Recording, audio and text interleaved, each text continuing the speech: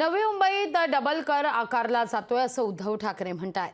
आश्वासनं देऊन जनतेची दिशाभूल करतायत असंही उद्धव ठाकरेंचं म्हणणं आहे। पालिकेकडून कोणत्याही सेवा न देता कर आकारला जातोय। पनवेलमधून आम्हाला नवीन ताकद मिळाली आहे असं उद्धव ठाकरेंचं वक्तव्य आहे।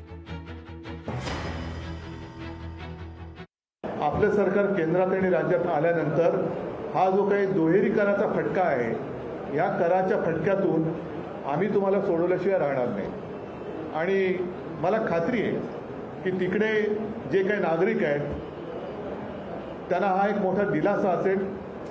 परत एकदा सांगतो की कर भरणार नाही अशी कोणाची भूमिका नाही, पण कारण नसताना डबल कर जो आमच्याकडनं वसूल केला जातोय तो वसुली करणं किंवा हे वसुली सरकार आहे, त्या वसुली सरकारचा हा कर आकारणीचा जो काही एक विचित्र प्रकार आहे तो मात्र आम्ही नक्की थांबू, हे वचन आज मी या आपल्या माध्यमातून तिथल्या सर्व नागरिकांना देतोय। लोकशाही मराठी ऐका, पहा, जागरूक रहा।